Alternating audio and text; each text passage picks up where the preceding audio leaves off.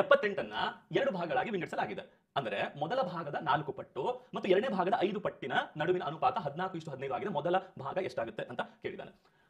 ಅನುಪಾತ ಅಂದ್ರೆ ನಾವು ಹೀಗೆ ಕೂಡ ಬರೀಬಹುದು, A:B ಅಂತಾನೂ ಬರೀಬಹುದು, A/B ಅಂತ ಬರೆದ್ರು ಅದು ಅನುಪಾತನೇ.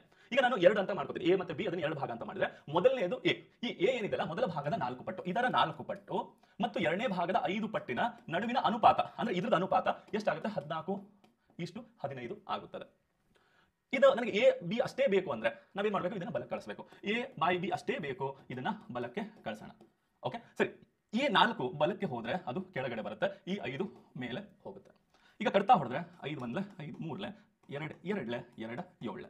ಸೊ ಇದು 7 ಇದೆ, ಇದು 3 2 6 ಇದೆ. ಹಾಗಾದ್ರೆ ಆ ಸಂಖ್ಯೆಗಳು A 7 ಭಾಗ ಇದ್ರೆ B 6 ಭಾಗ ಇರುತ್ತೆ. ಅಂದ್ರೆ ಟೋಟಲ್ 78 ಅಂದಿದ್ದಾನೆ, ಭಾಗದಲ್ಲಿ ಟೋಟಲ್ 13 ಟೋಟಲ್ ಭಾಗ ಏನಿದೆಲ್ಲ ಅದೇ ನಿಜವಾದ 78 ಆದ್ರೆ ಇದು ಜಸ್ಟ್ ಭಾಗ, ಇದು ನಿಜವಾದ 78. ಮೊದಲ ಭಾಗ ಎಷ್ಟಾಗುತ್ತೆ?